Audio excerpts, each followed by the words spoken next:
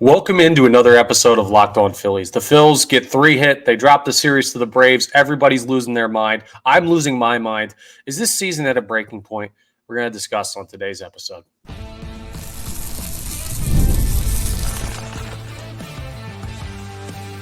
You are Locked On Phillies, your daily Philadelphia Phillies podcast.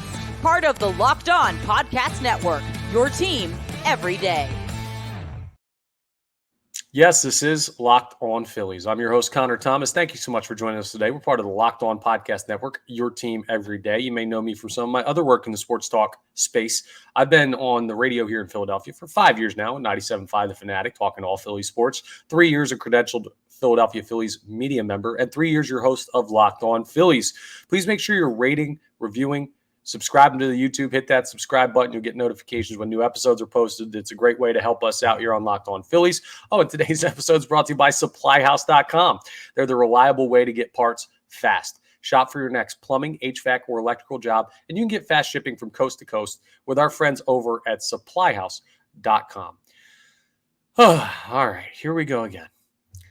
That's kind of the reaction that I think a lot of people have when they sit down to watch Phillies games right now. And I completely understand it. I know where I stand with this fan base, and I know where this team stands with this fan base. Because when you go into Atlanta and you just completely have offensive deficiencies throughout the series, and you get 3 hit last night and a chance to win the series, and you didn't have any great offensive performances, and none of your stars really showed up, and you had to scratch and claw and get a little bit lucky to find a way to victory even in game 2 of the series. You look at it and you say, man, I understand why people get so frustrated with this baseball team. There are a lot of people not doing what they're supposed to be doing for the Philadelphia Phillies right now. I'm going to say that right up front. We're going to break down what happened in last night's game, but basically, it was a whole lot of nothing for the Philadelphia Phillies. Christopher Sanchez looked really darn good.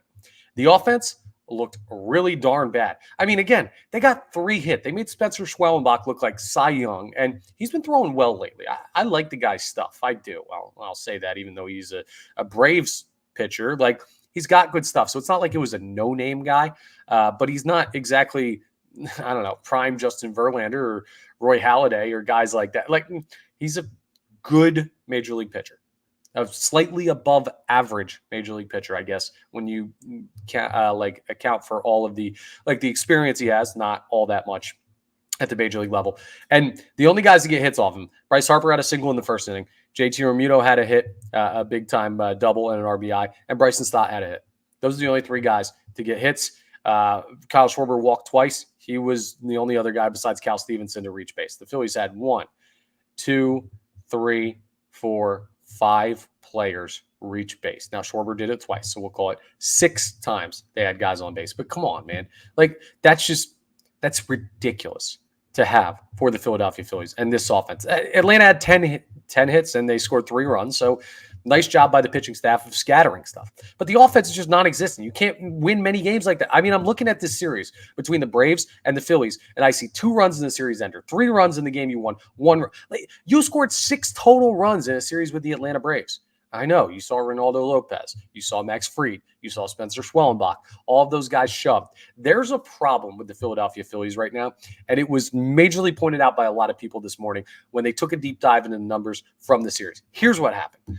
The Philadelphia Phillies in this series saw a season-low percentage of fastballs. The Braves pitchers just worked breaking balls close to the zone but not in the zone, and Phillies hitters are just not putting together the proper approaches at the plate, where they're spitting on the breaking ball. They have not adjusted to the way that the league is adjusting to them. Okay. One more thing.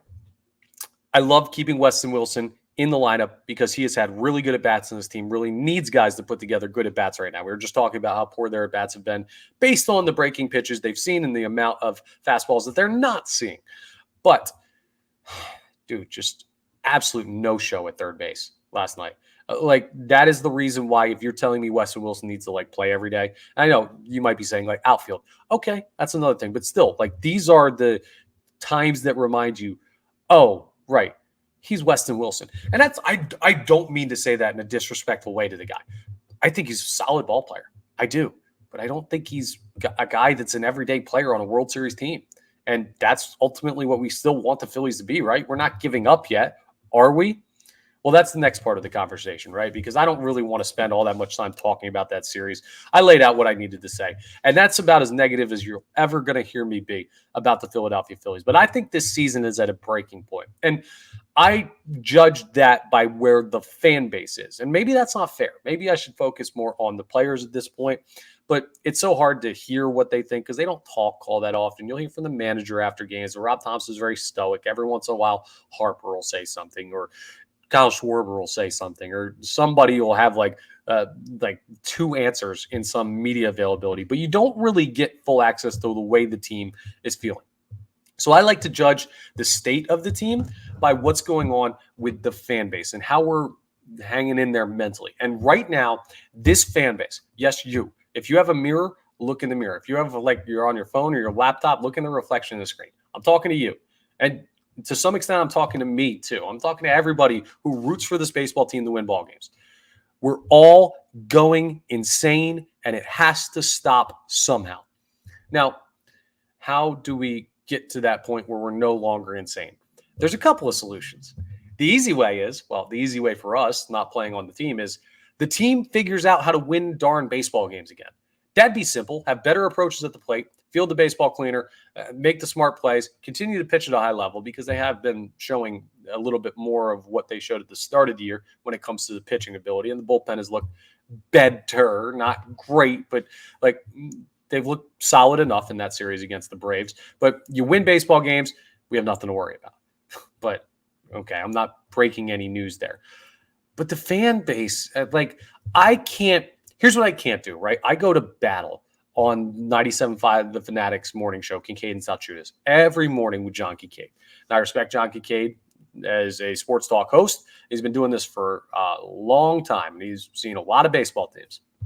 But every single loss now, and it's not just John, it's a lot of this fan base. I'd say a majority of this fan base treating every single loss like it's an Eagles Sunday loss of a football season. Folks, the season is still 162 games long. We are still in August. There is a full another month of the season to go. And I'm not saying, they have all the time in the world. I'm saying we are going to be brain dead by October if we treat every single Phillies loss like the Eagles just lost the Super Bowl. That is not how you can consume a baseball season. And that's on us as fans, that we need to, in spite of the annoyance that we have with the team, in spite of the bad stretch they're in, we can't treat it as more than what is it. Is it a bad stretch? Absolutely. Are the Phillies in the standing? I'm going to pull this up just to make sure. And you guys can double check me on this to make sure I'm not hallucinating or anything. Oh, so they still have the third best record in all of baseball, the second best record in the National League. They're still leading their division. All of these things are still true. And this is not me. Someone's rolling their eyes right now saying, oh, here comes Positive Connor telling me the Phillies are fine. I'm not saying that.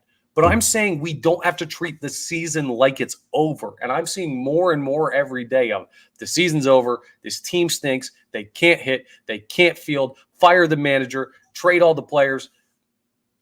Keep your wits about you, folks. It's a baseball season. It's a marathon, not a sprint. And now we're trying to sprint with everyone's run a mile in gym class, right? And you know that you run the first 3 laps in that fourth one, you're dragging. And if you're feeling like you're trying to put a good time up there, you might come around the final curve and you say, okay, here's where I'm going to book it. You finish on the straightaway, you got a quarter of a mile. So an eighth of a mile left, you can run that. Right now, we're kind of looking at, and we're not quite to that point. And people are starting to sprint, and you're going to be out of gas by the time we get to the finish line. And it has nothing to do with the Phillies' performance. I'll be honest, I don't know if you're as tired as I am of people freaking out every single game. And I know I'm not saying those people are wrong in their evaluation. I'm saying you guys are losing your mind in how much you're getting angry with this baseball team. At this point, I ask myself as a fan of this baseball team, what can we salvage? I'm not going to look at this team as the greatest team in Phillies history. I'm not going to say I feel great about how they're playing. I'm not going to say I have they're guaranteed to win the World Series because they're the best team in baseball. No, that narrative doesn't exist right now with how this team's playing. But what can we salvage? so that we can enjoy something for the next month and change. Like, okay, they're still going to win the NL East. They're going to. They're going to.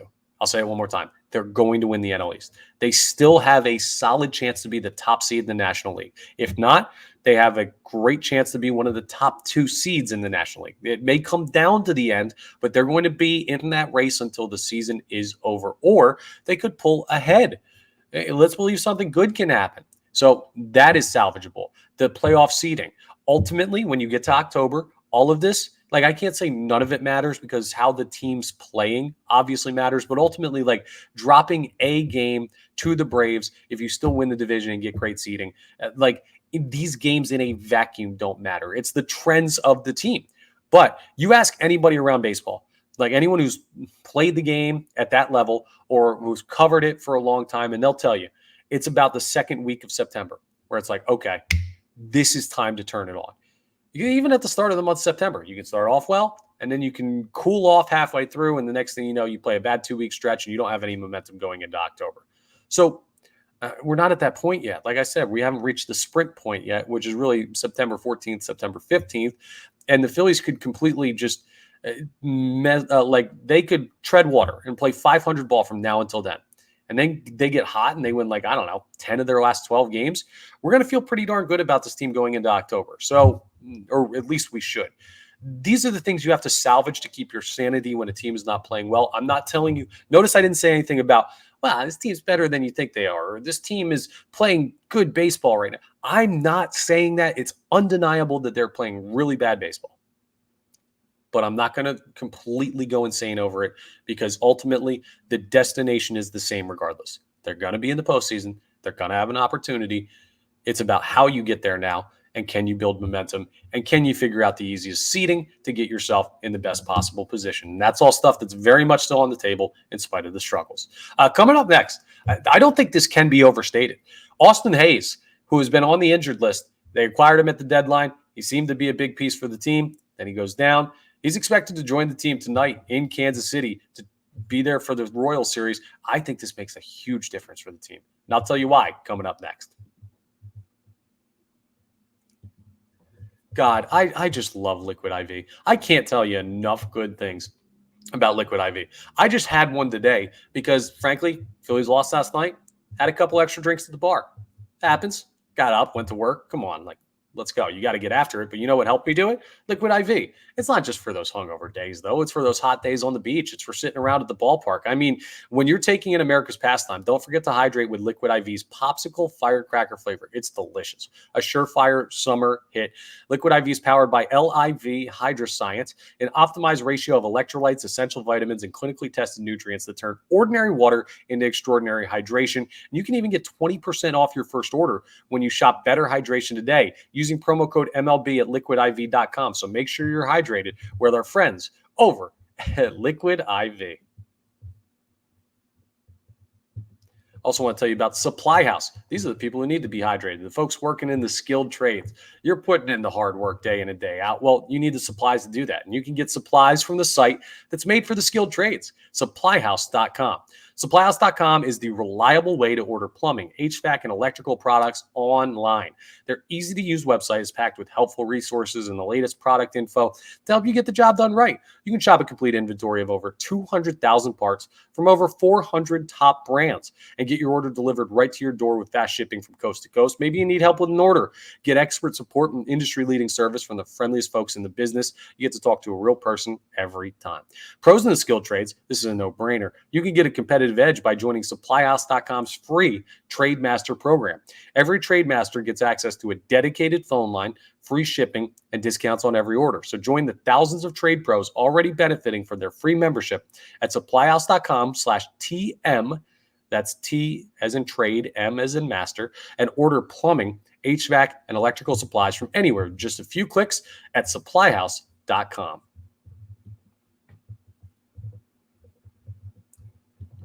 Okay, let's talk about Austin Hayes.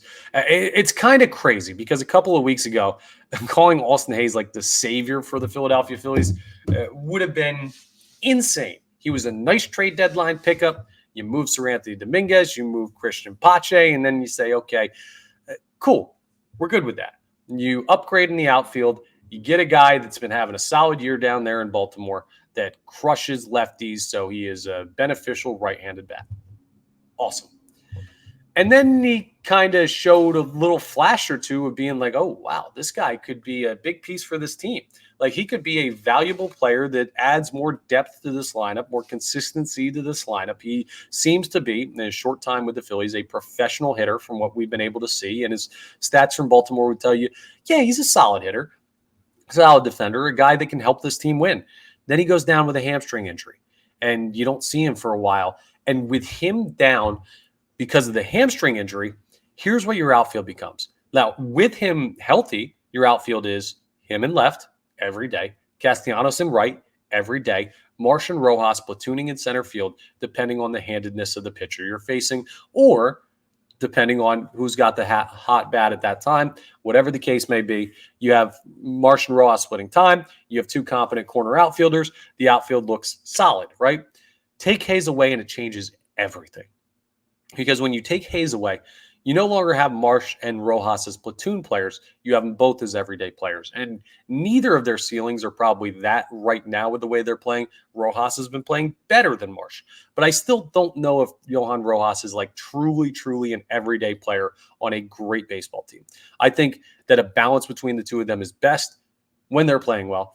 But Brandon Marsh then also has gone into this deep hole of post All-Star break, can't touch a baseball. He's been striking out at an unbelievable clip. He is easily the worst bat on this team right now. And I love Brandon Marsh, and I'm not saying he's going to be in 2 weeks. I'm not saying he's going to be in the postseason, but right now he is. So when you take Austin Hayes out of the equation, you got to play Marsh in left and Rojas in center and Castellanos in right. And then when those guys need a day, or when Marsh can't give you anything, or when you're facing a tough righty that Rojas isn't going to be able to see, playing Cal Stevenson out there, who's a AAA player. You're playing Weston Wilson, who has put together good at-bats, but we talked about him in the first segment. And it was more about his defense at third base, but just his overall ceiling as a player. I don't know how high it is right now, even though he's shown like flashes of really nice stuff. Like, I feel like Weston Wilson, if you listen to this podcast, he'd be like, why does this guy hate me? I like Weston Wilson's game. I just like, I'm looking at when the bar is World Series, it raises a lot of what you expect from a player. And he's a guy without a lot of experience, and it's tough to put him in a big spot at this point in the season for the team. And I expect great things to happen consistently. And that's just how I feel on that. So getting Austin Hayes back is huge, because now you're going to send down Cal Stevenson, I'd imagine. That will be the guy that goes down back to the minor leagues to make room for Austin Hayes being activated, which makes sense. Weston Wilson has done enough to deserve time to stay up on this roster. Actually, you know what, though? Because you're bringing another righty, it may be Weston Wilson that goes down. You're going to have September call-ups coming up where you can add two players to the roster, so he'll be back up soon anyway. But one of those guys will go down. Then you'll have either Stevenson or Wilson still on the roster. You'll have Sosa as the depth guy in the infield. You have Stubbs as the backup catcher. I shouldn't have brought that up. People are mad at me about that now. I didn't put him on the team, but okay. And then your outfield is going to be Hayes in left field, Castellanos in right, Rojas, Marsh, platoon in center. That just feels so much better, right? Like in the past 2-3 weeks since Austin Hayes went down, you've been looking at a lineup that 8, 9, or 7, 8, 9 on any given day can be guys that have no clue. Stott was in a bad place. He may be starting to come out of it. Marsh can't hit the broadside of the barn. Rojas is streaky, but his ceiling as a hitter, we still don't really know where it is. Like, you're giving up too many at-bats, and with your star players not firing on any cylinders, I was going to say all cylinders, not firing on any cylinders right now, you can't win games like that. Now at least you put a guy in there in Austin Hayes who'll probably bat between 6, 7, or 8 in the lineup and say, okay, balance out the bottom of our lineup a little bit better. That's a good thing to have. So I don't want to overstate like Austin Hayes coming back fixes everything, but Dave Dombrowski made a move at the deadline that seemed to be a perfect fit for balancing out this outfield, getting them to where they needed to be. You moved Christian Pache because of it. And then Hayes goes down, and it's like, wow, we basically just lost the player for nothing. Not that Christian Pache gave you a lot, but it would be nice to have that guy who I think is a low level, but a minor or low level major league player, as opposed to guys you have to pull up out of AAA. now you get the team healthy again. We're going to talk about the series in Kansas City coming up next. We're talking about game one. You're also probably going to see Ranger Suarez in the series, which, my God, I can't wait to see Ranger Suarez back on the mound. I need this team healthy, and I need them to stay healthy. And that is the first step to okay, maybe we can figure some way out of this terrible stretch that they're in right now. My hope is that we look back and laugh, and I don't think it's just going to be because of Austin Hayes, but I do think that he's a huge piece of the puzzle for making this whole team work lineup-wise, and they get him back tonight. That's a great thing for the Philadelphia Phillies, and it's a great thing for all of our sanities. But coming up next, you got a tough matchup. Hayes or no Hayes, it's going to be tough in Kansas City against the Royals, who are a really solid baseball team. We're going to discuss coming up what the Phils need to do and, man, what the expectation for this series is after dropping 2 of 3 games in Atlanta and having no offensive output to speak of. Fun stuff, right? We'll talk about it as we continue Locked On Phillies. First, though, I want to tell you about Tonal. For those of us who thrive on getting stuff done, including workouts, every minute counts. Heck, every second counts. That's why you need Tonal, the smart strength training system that takes the guesswork out of working out so you can make sure you're making the most out of every rep. There's so much time in the gym where you're trying to figure out, well, do I use this machine? What weight do I use for that? How do I do this exercise? Tonal takes care of all of that for you. It's the world's smartest and most efficient strength training system that helps get you stronger. Powered by AI, Tonal learns with every rep so it can deliver workouts personalized just for you. Tonal learns from your movement and provides suggested weight recommendations for every move with detailed progress reports. It takes care of all of that. You don't have to chart stuff down on your phone or in a book you bring to the gym, your little workout journal. No, Tonal takes care of all of it. They even create personalized program and workout suggestions or recommendations based on your individual goals. It's like having a personal trainer right at home with you. Tonal's the best. And unlike traditional gym equipment, Tonal uses adaptive digital weight to advance your training techniques even faster. From professional athletes to the mom of 3, Tonal's trusted by thousands who have become their strongest version of themselves. And right now, Tonal's offering our listeners $200 off. I think that's the biggest deal we've ever offered on anything. $200 off your Tonal purchase with promo code LOCKEDONMLB. Again, that's Tonal.com, and use promo code LOCKEDONMLB for $200 off your purchase. That's Tonal.com, promo code LOCKEDONMLB for $200 off. All right, we're going to talk about this series with the Kansas City Royals, which I'm sure is going to go swimmingly, he says sarcastically. But first, I want to thank you again for making Locked On Phillies your first listen every day. Now make your second listen Locked On MLB. The Locked On MLB podcast hosted by Sully Paul Francis Sullivan. It's the overview of what's going on around baseball right now. We're heading into the playoff push, and everything in the final month of the season is going to be important to keep an eye on. Sully does that well with intelligence, humor, everything you want. So go ahead and check out Locked On MLB next, available on YouTube or wherever you get your podcasts. They're part of the Locked On Podcast Network, your team every day, as are we. Let's talk about this series coming up with the Kansas City Royals. And it's a big one for the Phillies. The Royals sitting at 71-56, the Phillies 74-53. Kansas City's a darn solid baseball team.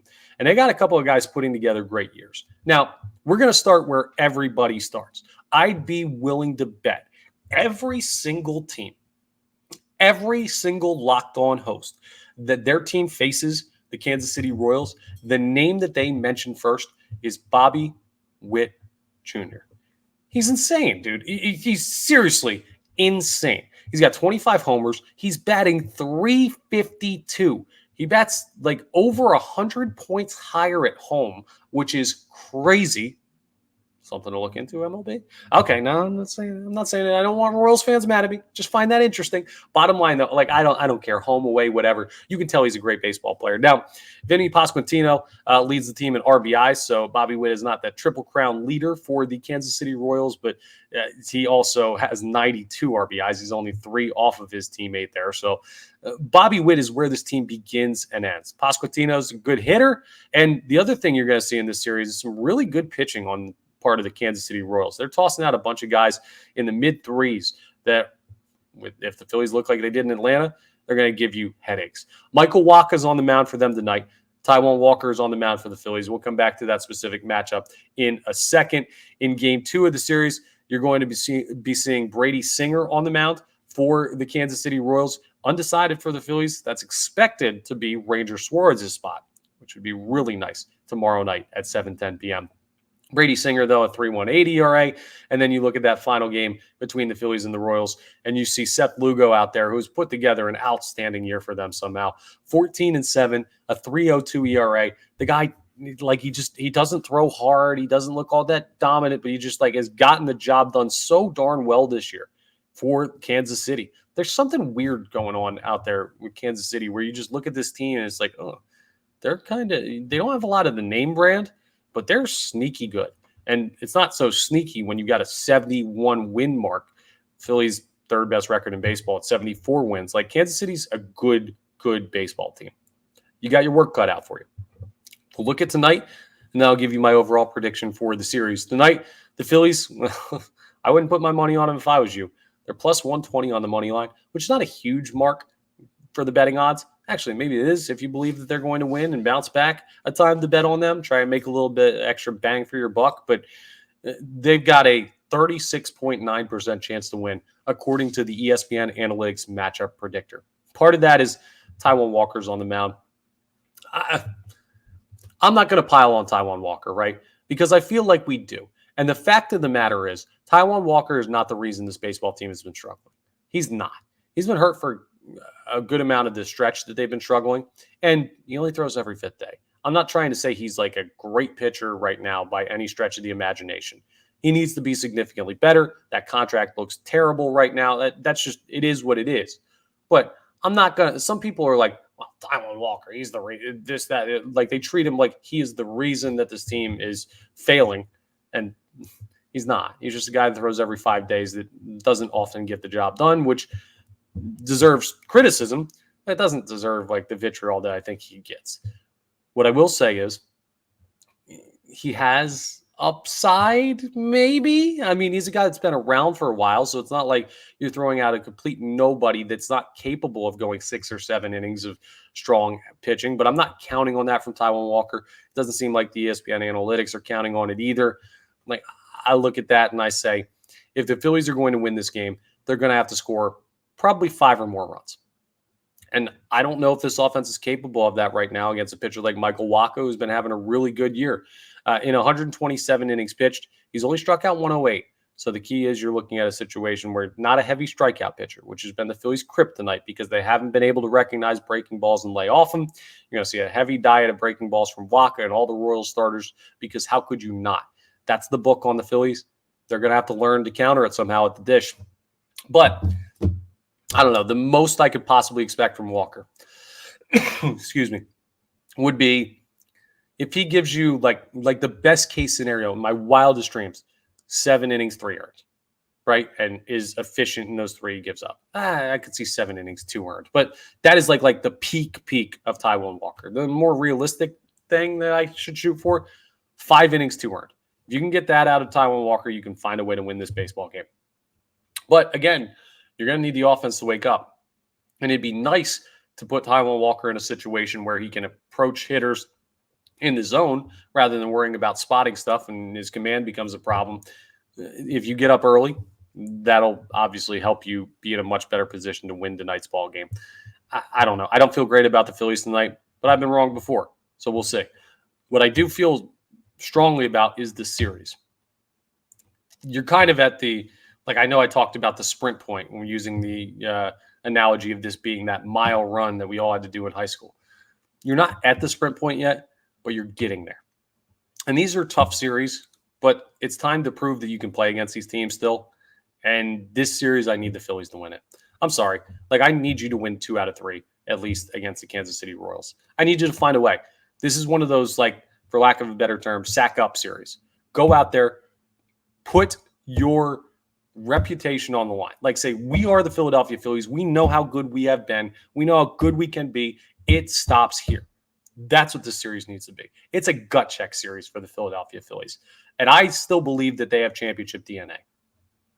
Are they playing like it right now? No. But maybe, see, I feel dumb even saying maybe this is the series that comes out. But I need to see it. I do. And that's what I'm going to expect. And if they come up short again, We're going to be having an interesting conversation on Monday. But we're going to do some weekend episodes. So I'm going to talk to you again tomorrow. I'm going to talk to you on Sunday. The Phillies are in a spot where they need some constant updates on what's going on. And these are some big games in Kansas City. So we'll have more episodes this weekend. That's all for today's episode. Thank you so much for checking us out. Please make sure, again, you're rating, reviewing, subscribing to the YouTube. Again, we're part of Locked On Podcast Network, your team every day. And I will talk to you tomorrow on the next episode of Locked On Phillies.